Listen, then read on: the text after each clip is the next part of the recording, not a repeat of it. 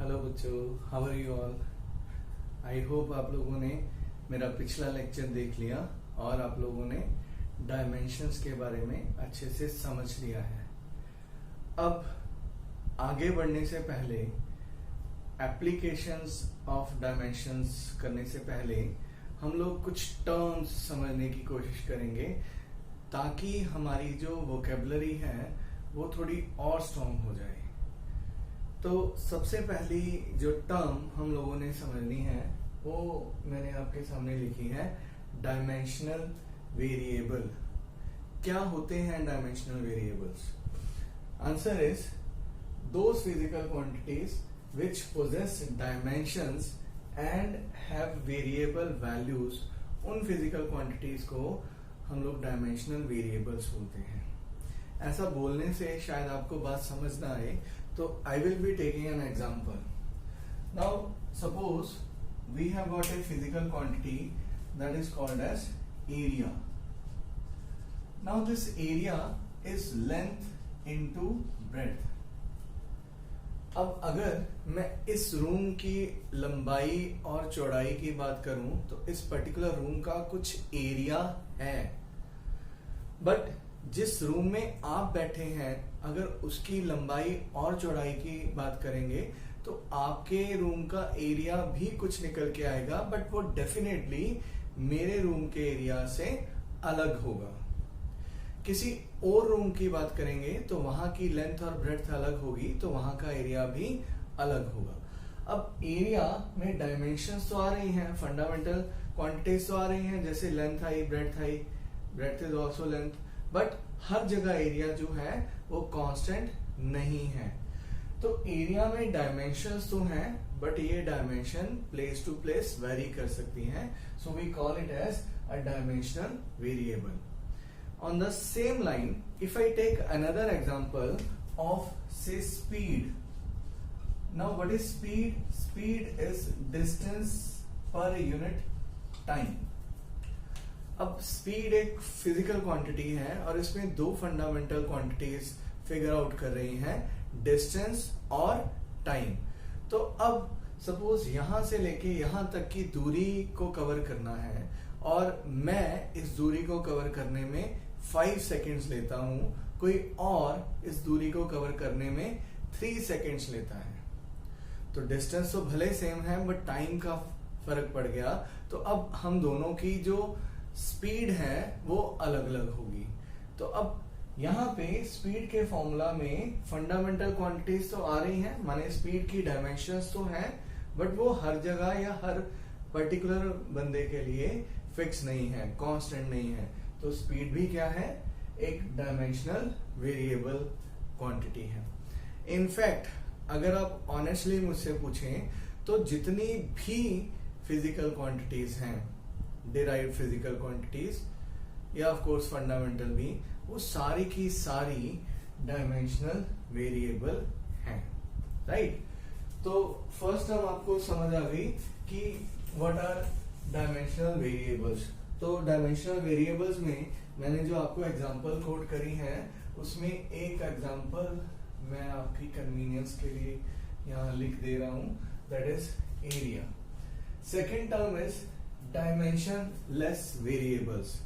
Dimension less variables क्या होते हैं? वो क्वांटिटीज जिनकी डायमेंशन नहीं है बट वेरिएबल वैल्यूज हैं। Now again this we will try to understand with the help of example. Now suppose I take angle. Now what do we mean by angle? Suppose ये एक line है और इस line के ऊपर एक line मैंने और इस तरह से बना दी, तो इस लाइन की इसके ऊपर ये इंक्लिनेशन है θ1। अब इस पॉइंट को इस पॉइंट से ज्वाइन करते हैं तो ये आर्क बनती है और ये वाली आर्क यहाँ पे एंगल सबटेंड करती है। एंगल का जो फॉर्मूला रहता है that is arc upon radius. Now this is arc, this is radius, they both are length. तो एंगल में जब हम लोग कैलकुलेशंस करेंगे तो आर्क इज लेंथ और रेडियस भी लेंथ है। तो लेंथ के साथ लेंथ की डायमेंशन जो है वो कैंसल आउट हो जाएंगी, तो इसकी डायमेंशंस क्या बची? तो आंसर है this is a dimension less quantity. But क्या ये वेरिएबल है? तो आंसर है इसी लाइन के ऊपर अगर ये वाली लाइन को मैं ऐसे कर दूं, अब इसकी इंक्लिनेशन दूसरी लाइन की इसके ऊपर बदल गई। Now this inclination will be θ2। That means कि इसकी जो एंगल की क्वांटिटी है वो चेंज हो गई। So this is not a constant, this is a variable. तो इस तरह की क्वांटिटीज को हम लोग क्या बोलते हैं? Dimension less variables. ठीक है, तो दूसरी टर्म जो मैंने आपको एक्सप्लेन करी है दैट इज डायमेंशनलेस वेरिएबल। तो डायमेंशनलेस वेरिएबल में मैं आपके सामने एक एग्जांपल कोट कर रहा हूं that is angle. Now there could be lot of examples but just to make you clear I am just writing one example. उसके बाद थर्ड टर्म है dimensional constants. What are dimensional constants? तो answer है वो वाली physical quantities जिनके पास dimensions हैं। Dimensional means they have got dimensions but उनकी values with the change of place बदलती नहीं है। That means it remains constant. Now for this we have got an example. Let us talk about speed of light in vacuum. तो speed of light in vacuum, speed again symbol जो speed of light का रहता है c होता है और इसका formula रहेगा डिस्टेंस अपॉन टाइम। तो इस स्पीड के फॉर्मूला में डिस्टेंस और टाइम ये dimensional quantities I. So speed is a dimensional quantity but इसकी वैल्यू जो है वैक्यूम में वो हर जगह सेम रहेगी दैट इज 3 × 10⁸ मीटर पर सेकेंड। तो इसको हम लोग क्या बोलेंगे? Dimensional constant because it is not changing. इसी तरह से universal gravitational constant, Planck's constant, ये जो फिजिकल क्वांटिटीज हैं ये भी क्या है? इनकी डायमेंशंस हैं बट ये बदलती नहीं, दे रिमेन्स कांस्टेंट। तो ऐसी फिजिकल क्वांटिटीज को हम लोग क्या बोलते हैं?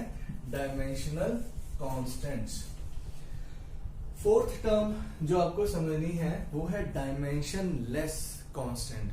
क्या होते हैं डायमेंशन लेस कांस्टेंट? क्लियर है, वो वाली फिजिकल क्वांटिटीज जिनके पास डायमेंशंस नहीं है बट उनकी वैल्यूज कांस्टेंट रहती हैं।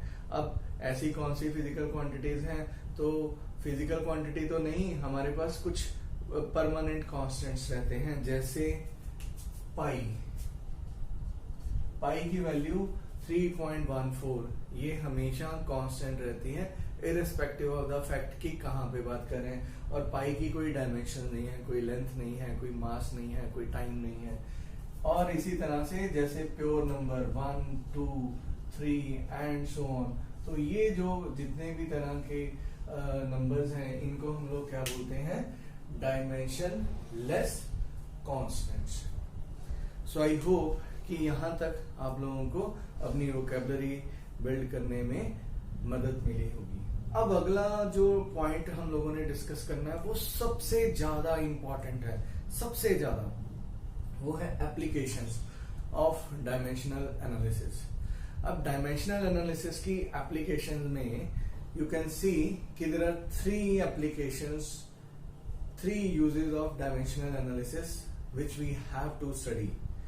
और इनको मैं आपको एक बारी पढ़ के सुना देता हूं और फिर इनको एग्जांपल्स के साथ डिस्कस करते हैं।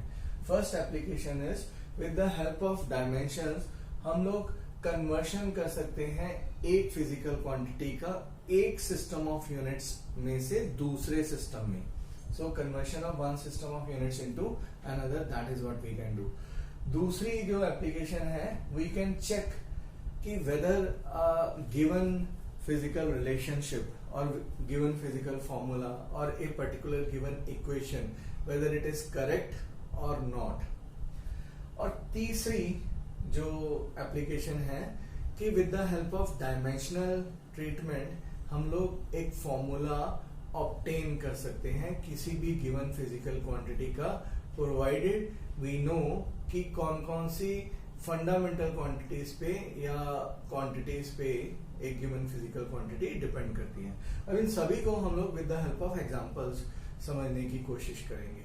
तो सबसे पहले हम लोग डिस्कस करते हैं conversion of one system of units into another. Okay, so let us start with this. अब इसको डायरेक्टली न्यूमेरिकल पार्ट में लेके जाने से पहले इसकी थोड़ी सी थ्योरी जो है वो मैं आपके सामने बिल्ड करने की कोशिश करूंगा, एक फॉर्मूला ऑब्टेन करने की कोशिश करूंगा। उस फॉर्मूला की derivation you need not remember, हाँ लॉजिकली आपको समझ आनी चाहिए, but you need to remember the end result. जो मैं एंड रिजल्ट बना दूंगा वो आपको हर हालत में याद रखना ही रखना है। देखिए किस तरह से हमारे पास कोई भी फिजिकल क्वांटिटी है Q। अब इस फिजिकल क्वांटिटी को एक्सप्रेस करने के लिए हमको दो चीजें चाहिए, एक उसका न्यूमेरिकल फैक्टर और दूसरा उसका यूनिट। यूनिट का मतलब है कि ये वाली फिजिकल क्वांटिटी में कौन कौन सी फंडामेंटल क्वांटिटीज आ रही हैं, ठीक है। ओके, तो अब सपोज एक सिस्टम में, किसी एक गिवन सिस्टम में मैं एक फिजिकल क्वांटिटी को लिखता हूं N1U1। लाइक जैसे मैंने पीछे भी एग्जांपल डिस्कस करी थी, वी टॉक्ड अबाउट शुगर।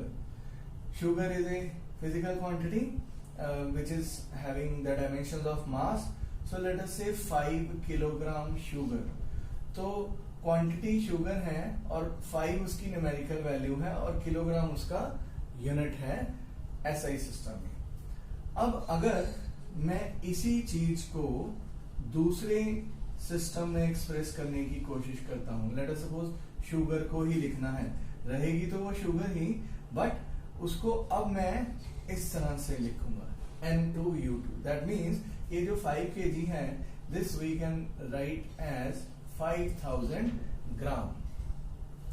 तो दूसरे सिस्टम में, माने सीरियस सिस्टम में 5000 is N2 and gram is U2, right. अब ये जो यूनिट है, यूनिट क्या होता है? Unit means that to express a given quantity which fundamental quantities you are taking into consideration। दोबारा से इस बात को ध्यान से सुनिए। यूनिट का मतलब है कि एक फिजिकल क्वांटिटी को एक्सप्रेस करने के लिए आप कौन कौन सी फंडामेंटल क्वांटिटीज कंसिडरेशन में ले रहे हैं विद सर्टेन डायमेंशंस। जैसे यहाँ पे तो बड़ा सिंपल था, शुगर की बात कर रहे थे तो किलोग्राम है तो मास की एक ही बारी बात हो रही है, but depending upon the statement वो हमारे पास एक गिवन क्वांटिटीज में अलग अलग फंडामेंटल क्वांटिटीज हो सकती हैं और उनके जो यूनिट्स हैं they could be express in terms of mass, length and time. उनको हम लोग एक्सप्रेस कर सकते हैं in terms of mass, length and time with certain dimensions, ठीक है। तो मैंने यहाँ पे यूनिट को लिख दिया m⁴a, l⁴b, t⁴c, और ये मैंने मास लिया, लेंथ लिया और टाइम लिया पहले सिस्टम में। तो हम लोग यूनिट को इस तरह से एक्सप्रेस करते हैं on the basis of fundamental quantities. समझ आ रही है ये बात? This is very important. उसी तरह से जब इसी फिजिकल क्वांटिटी की दूसरे सिस्टम में बात हो रही है तो उसमें हम लोग इस यूनिट को ऑफ कोर्स मास, लेंथ और टाइम की टर्म में एक्सप्रेस कर सकते हैं, but now with different basis. जैसे सपोज एसआई सिस्टम में मास किलोग्राम होगा तो सीजीएस में यहाँ पे ग्राम हो जाएगा, तो I am writing here m2। SI में लेंथ मीटर में होगी तो सीजीएस में सेंटीमीटर में हो जाएगी, so here I am writing L2। Time भी वेरी कर सकता है, सपोज किसी सिस्टम में आर में दिया गया होगा तो दूसरे में आपको बोल सकते हैं मिनट में कन्वर्ट करो। तो ये हम लोग एक जनरल कैलकुलेशंस करने की कोशिश कर रहे हैं। हाँ, बट क्वांटिटी की जो कितनी बारी मास आ रहा है, कितनी बारी लेंथ आ रही है, कितनी बारी टाइम आ रहा है, वो कन्वर्शन करने पे सिस्टम ऑफ यूनिट्स का डायमेंशंस चेंज नहीं होती, ठीक है। तो ये बात समझ आई।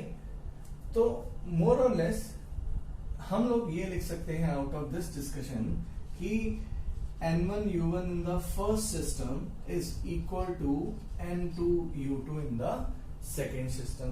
और आप लोगों ने U1 को भी क्या लिखा, M1 raise to power A, L1 raise to power B, T1 raise to power C।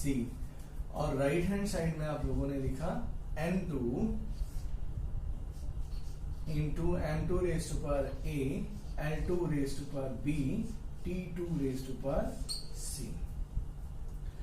अब यहां से इस M2 का हम लोग माने numerical value in the second system, उसका फॉर्मूला बना सकते हैं।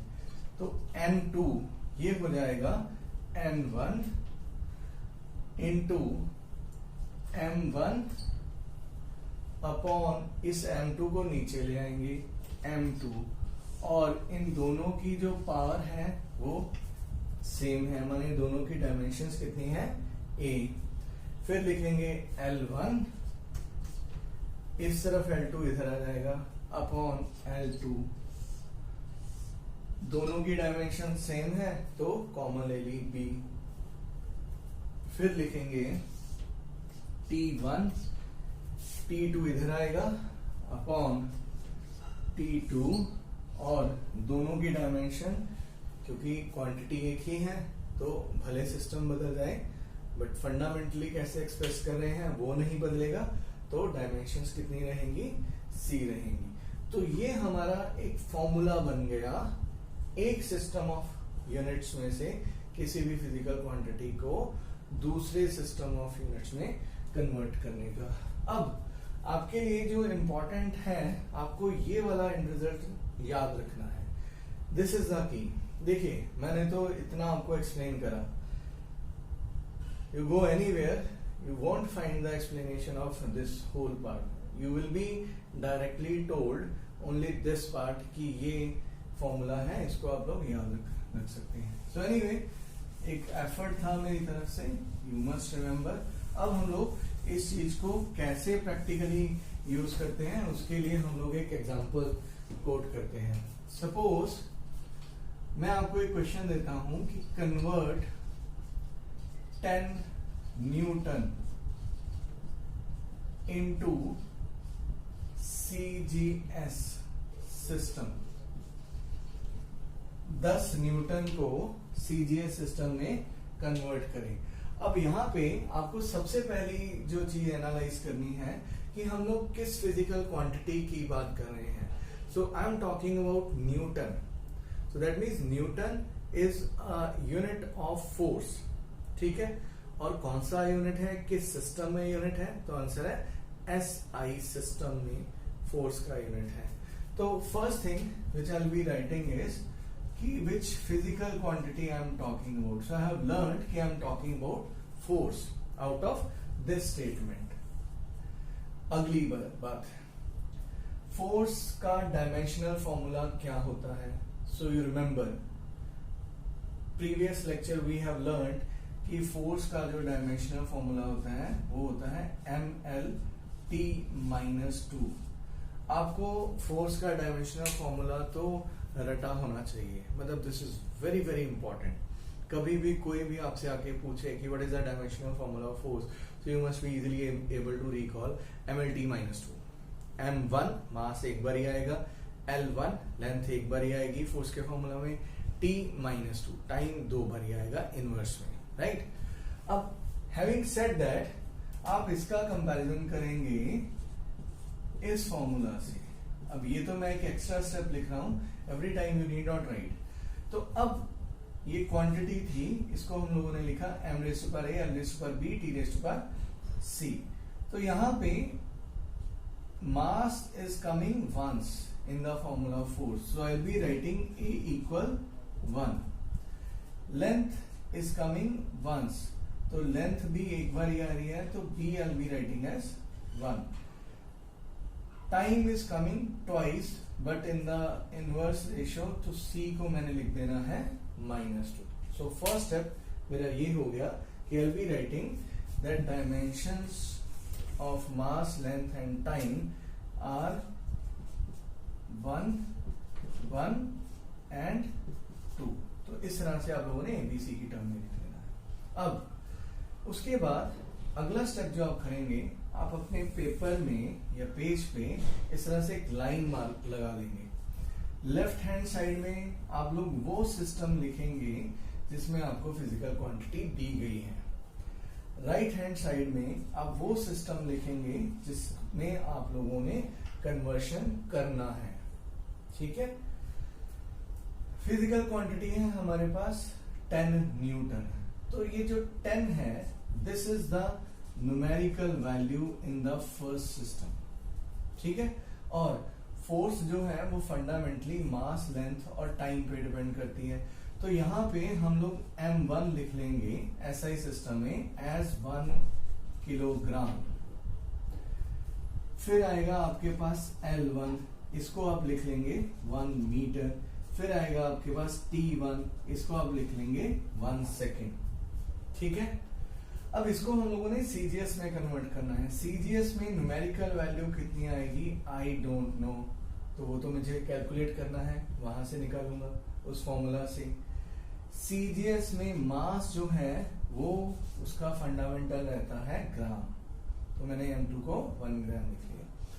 अब यहाँ पे इस 1 kg को इसके इक्विवेलेंट जब करने होगा रेशियो में, तो इसको हम लोग पहले ही 1000 ग्राम लिख लेते हैं। 1 kg is equal to 1000 gram, right, क्योंकि हम लोगों ने इस सिस्टम में कन्वर्ट करना है। इसी तरह से L2 आपका आएगा 1 सेंटीमीटर, और यहाँ पे लेंथ मीटर है, तो this you can write equal to 100 centimetre. T2 आपका आएगा 1 सेकेंड, क्योंकि सीजीएस में भी सेकेंड ही रहेगा, तो यहाँ पे आपका 1 सेकेंड ही रहेगा। इतना समझ आया। अब आप लोग उसके बाद ये फॉर्मूला लिखेंगे, N2 equals M1, M1 upon M2 raised to power A, L1 upon L2 raised to power B, T1 upon T2 raised to power C। तो आपका N2 जो है वो होएगा, N1 is how much, 10,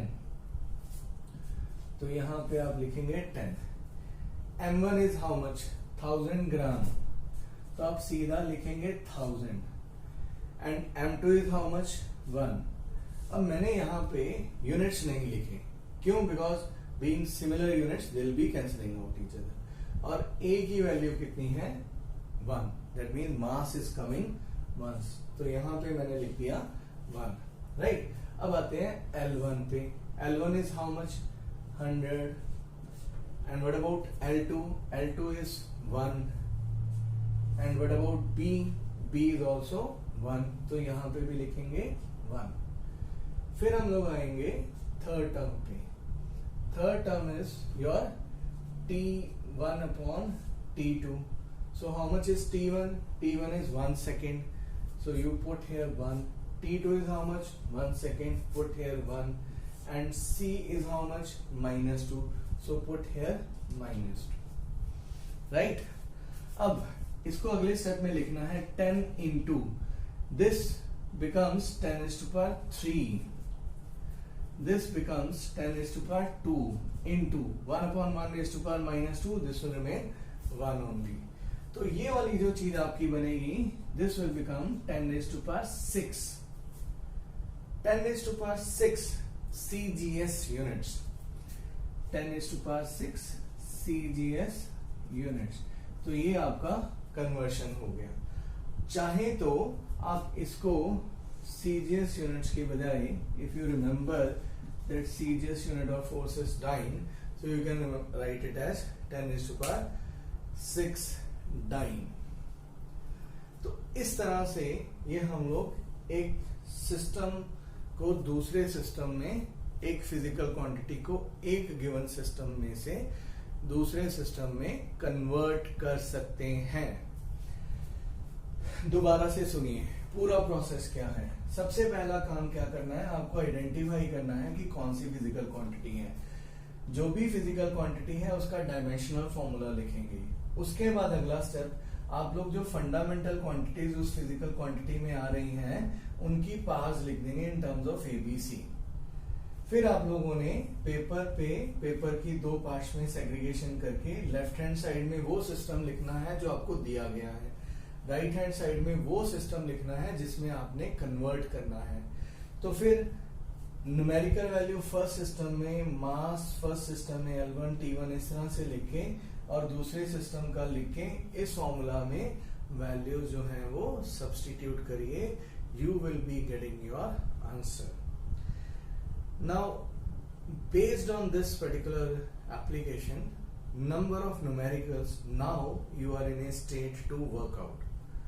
So I'll be putting an assignment. उस assignment में numericals रहेंगे based on this topic. So you have to work out with those numericals, and wherever you get stuck, maybe you are coming across problems, you are having doubts, so you can just simply ask me कि how this particular question has to be worked out, right? जी, अब हम लोग दूसरी application discuss करते हैं, that is checking the correctness of A given physical relationship. कोई भी आपको एक फिजिकल रिलेशनशिप दिया रहेगा, से कोई फॉर्मूला दिया गया है, ये चेक करना है कि वो फॉर्मूला सही है या गलत है, उसकी हम लोग इस डायमेंशनल प्रोसेस की मदद से एस्टेब्लिशमेंट करेंगे। तो इसके लिए straight away I will be taking an example. Now class 9th में you have learned about this particular equation S equals ut plus half at square. यहाँ पे ये जितने भी मैंने अल्फाबेट्स लिखे हैं, इनका सबसे पहले हम लोग मतलब समझ लेते हैं।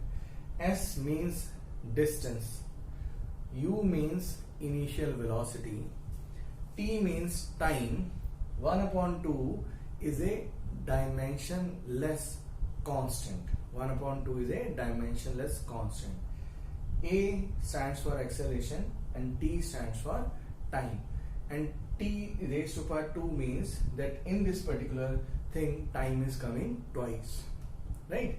अब हम लोगों को चेक करना है कि ये वाली जो इक्वेशन मैंने आपके सामने लिखी है, क्या ये डायमेंशनली करेक्ट है या नहीं है। तो सबसे पहला काम जो आप लोगों को करना है, आप लोगों को इस इक्वेशन में नंबर ऑफ टर्म्स आइडेंटिफाई करनी है, नंबर ऑफ टर्म्स। तो इस इक्वेशन की दो साइड्स हैं, इक्वल के इस तरफ लेफ्ट और इक्वल के इस तरफ राइट। तो लेफ्ट हैंड साइड में बिना प्लस या माइनस के ये वाली जो चीज है, दिस इज फर्स्ट टर्म, इसको हम लोग एक टर्म बोलेंगे।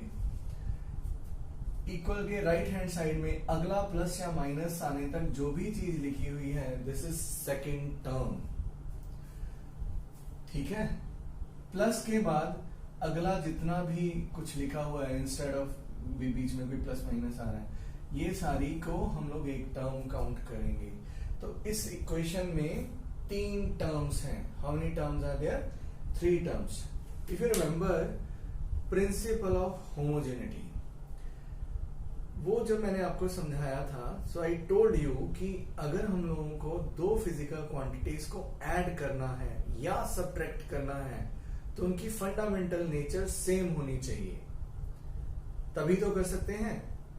या अगर हम लोग लेफ्ट हैंड साइड को equal to right hand side लिख रहे हैं, तभी लिख सकते हैं if there basic nature is same. So यहां पे हम लोग इसमें इसको ऐड कर रहे हैं, तो तभी ऐड कर सकते हैं अगर इन दोनों की नेचर सेम है। और अगर इन दोनों की नेचर सेम आती है तो ये एडिशन सही है। अगर अलग अलग नेचर निकल के आती है, दैट मीन्स ये एडिशन गलत है। अगर गलत आएगी तो this is not dimensionally okay, और अगर दोनों सेम आएगी तो ओके है।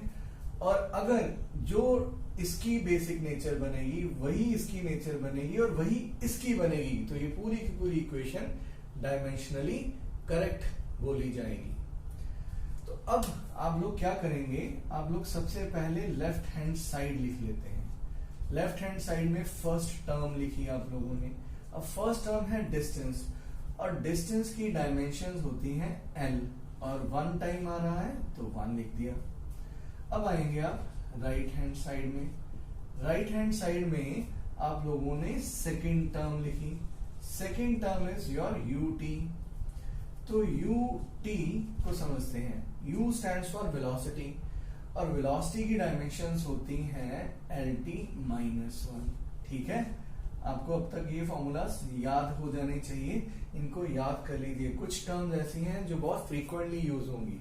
तो वेलोसिटी का डायमेंशनल फॉर्मूला है lt-1, फिर आया t, तो t का डायमेंशनल फॉर्मूला आएगा t1। अब ये t-1 और ये t1 कैंसिल आउट करेंगे तो आपके पास इसकी ut की डायमेंशंस क्या बचेंगी, l। फिर आते हैं थर्ड टर्म पे। Third term is what, half a t square. अब ये वाली जो टर्म है ये डायमेंशन लेस कांस्टेंट है, तो इसकी कोई डायमेंशंस नहीं होती। ये आप समझ सकते हैं एक लिमिटेशन है डायमेंशनल एनालिसिस की, कि इनके बारे में कोई भी डिस्कशन नहीं करी जाती। सो फॉरगेट अबाउट दिस, इसको नहीं आप लोगों को याद रखना। एक्सेलरेशन, एक्सेलरेशन का डायमेंशनल फॉर्मूला रहता है lt-2। फिर आपके पास आएगा टाइम। तो टाइम जो है t डायमेंशन रहती है और 2 बार आ रहा है, सो t2 लिख दिया। तो अब इसके साथ ये कैंसिल हो जाएगा, so you will be left with l। अब आप लोगों को चेक करना है कि जो आपके पास फॉर्मूला था या इक्वेशन थी उसमें सभी टर्म्स की डायमेंशंस क्या हैं। फर्स्ट टर्म की डायमेंशन है L1, सेकेंड टर्म की डायमेंशन भी है L1, थर्ड टर्म की डायमेंशन भी है L1। दैट मीन्स ये होमोजेनिटी के प्रिंसिपल को ओबे कर रहे हैं। If it is like this, so this equation is dimensionally correct, right.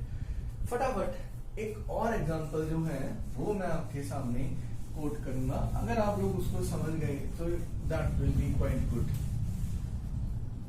आगे बढ़ के सेकेंड यूनिट में हम लोग एक इक्वेशन ऑब्टेन करेंगे, ये वाला Snth equal u plus a upon 2n-1। वैसे मैं आपको बता दूं अभी तक आप लोगों ने ये इक्वेशन समझी नहीं है, अनलेस कोई स्पेशलाइज्ड केस हो तो। और क्वेश्चन इसी लेवल पे अटेंड करना पड़ेगा इसका, है ना, क्योंकि डेरिवेशन तो आप लोग जाके इसकी सेकंड यूनिट में करेंगे काइनेमेटिक्स में। तो समझ लेते हैं टर्म्स। पहली बात आपको आइडेंटिफाई करना है कितनी टर्म्स हैं। तो ये फर्स्ट टर्म है लेफ्ट हैंड साइड में, इक्वल के बाद अगले प्लस तक ये सेकंड टर्म है, प्लस से आगे ये सारी थर्ड टर्म है, राइट। अब इनका मतलब भी समझ आना चाहिए। Snth क्या होता है? Snth means distance covered in nth second. अब इस टर्म में दो फिजिकल क्वांटिटीज आ रही हैं, एक डिस्टेंस, एक second, means time.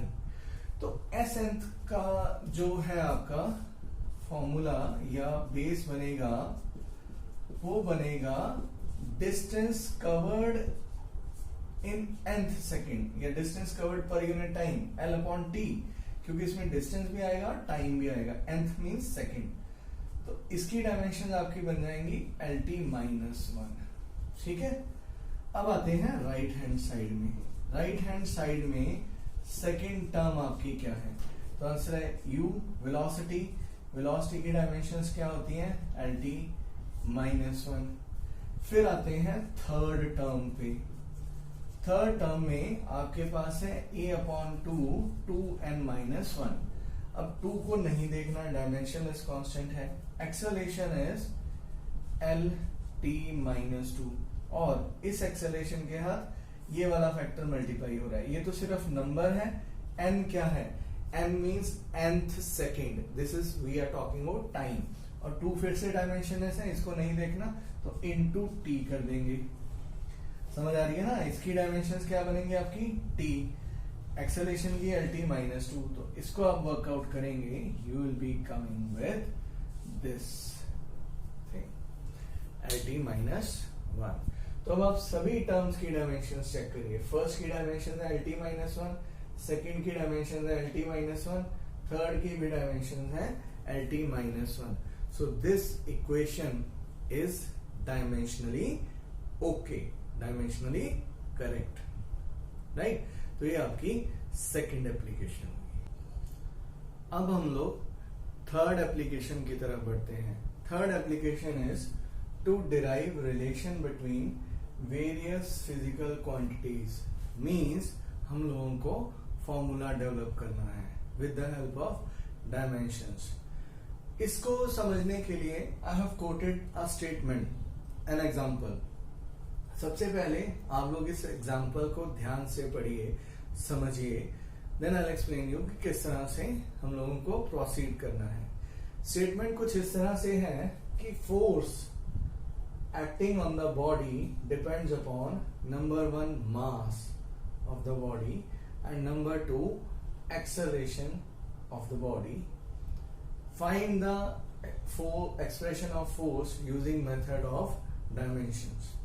Normally whenever these types of questions are put in front of students, many a time I have experienced, वो सीधा फोर्स का फॉर्मूला लिखते हैं instead of reading this statement की डायमेंशंस की मदद से फॉर्मूला डिराइव करने के लिए बोला जा रहा है. So you always need to read the statement carefully and understand कि किस प्रोसेस से हम लोगों को फॉर्मूला ऑब्टेन करने की सजेशन या क्वेश्चन जो है वो पूछा गया है. तो अब इसका हम लोग सॉल्यूशन शुरू करते हैं कि हाउ वी विल प्रोसीड. अब आपको सबसे पहले ये देखना है कि किस क्वांटिटी के बारे में आपको बताया गया है जिसकी बाकियों पे डिपेंडेंस है. तो आंसर इज फोर्स. सो हमें बताया गया फोर्स जो किसी भी बॉडी पे लग रही है वो डिपेंड करती है mass. So first thing I have learned कि force is dependent upon mass. तो मैंने लिख दिया फोर्स प्रोपोर्शनल टू मास. ये वाली चीज को आई will be considering equation number 1. अब यहाँ पे एक चीज और आपको इमीडिएटली रेकन करनी है कि हमें ये नहीं पता कि फोर्स में मास कितनी बारी आ रही है. फॉरगेट अबाउट कि what you know of the previous formula, क्योंकि स्टेटमेंट बदलती जाएंगी. सो यू नेवर नो कि एक फिजिकल क्वांटिटी दूसरी पे किस तरह से डिपेंड करती है या मास कितनी बारी फिगर आउट कर रहा है. सो सिंपली अज्यूम कि the mass will be coming out as A times. That means dimensions of mass are A.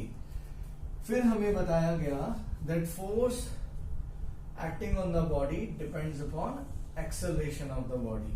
तो अब acceleration के लिए I'll be simply taking capital A so that we should not get confused with the small a. तो force depends upon acceleration, so I've written the proportionality symbol. और how many times acceleration is figuring out, acceleration में जो fundamental quantities हैं वो कितनी बारी आएंगी. So I don't know, so I be simply putting here B. और इसकी मैं इक्वेशन की नंबरिंग कर देता हूं 2. अब इन दोनों फैक्टर्स पे, मास और एक्सेलरेशन पे फोर्स डिपेंड कर रही है. हो सकता है आपको एक और भी इंफॉर्मेशन दी गई हो कि फोर्स इस पे भी डिपेंड करती है. तो अगर वो थर्ड क्वांटिटी दी गई होगी तो उसके बारे में भी हम लोग लिख लेंगे, राइट. अब हम लोग क्या करेंगे, इन दोनों इक्वेशंस को कंबाइन करके इस तरह से लिखेंगे F proportional m raise to power A acceleration raise to power B.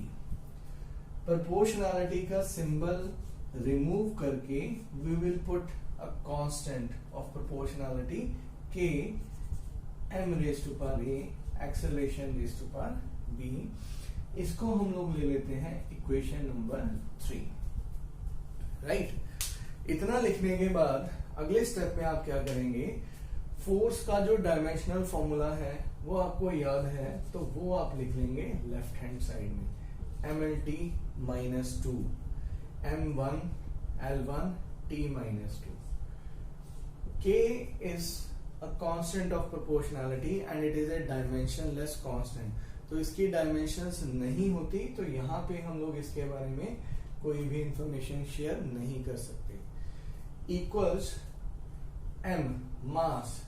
So mass लिख के will be simply writing its dimension as A. फिर आएगा एक्सेलरेशन. एक्सेलरेशन का डायमेंशनल फॉर्मूला होता है एल टी माइनस टू। तो आप लोगों ने यहाँ पे लिखना है एल टी माइनस टू और इसकी पावर आपकी हो जाएगी b। In the next step ये वाली जो इक्वेशन है इसको आप लोग एक्सपैंड कर देंगे। तो m की पावर हो गई आपकी a, l की पावर आपकी हो गई b और t की पावर आपकी हो जाएगी -2b, क्योंकि l एक बारी b के टर्म्स में लिखा जाएगा, फिर t की पावर -2b, इस तरह से लिखा जाएगा। लेफ्ट हैंड साइड में है m1 l1 t -2, right hand side में ये लिख दिया। अब हम लोगों ने प्रिंसिपल ऑफ होमोजेनिटी अप्लाई करना है। इक्वल के left hand side right hand side जो भी लिखा है दे मस्ट बी इक्वल, तो उनके जो फंडामेंटल क्वांटिटीज हैं उनकी पावर्स भी आपस में क्या होंगी, सेम। तो a आपका निकल के आएगा 1, b आपका निकल के आएगा 1, यहां से m की पावर 1, m की पावर a, तो a इज इक्वल टू 1 ये लिख दिया। l की पावर b, l की पावर 1, तो b आप लोगों ने लिख दिया 1। अब t की डायमेंशंस -2 है और इधर t की डायमेंशंस -2b है, तो -2b is equal to -2, minus minus cancel, 2 cancel, so again b comes to be 1. So we have learned कि a equals 1 and b equals 1, माने a की डायमेंशंस 1 है और b की डायमेंशंस 1 है। अब a और b की डायमेंशन हम इक्वेशन नंबर 3 में पुट कर देंगे। तो आपका जो फोर्स का फॉर्मूला है वो बनेगा k m raise to power 1 acceleration raised to power 1. Simply you can write this formula as k m a। ये मैंने सबसे बेसिक एग्जांपल ली आपको समझाने के लिए। Subsequently I'll be taking more examples to explain you the concept of derivation of formulas with the help of dimensions।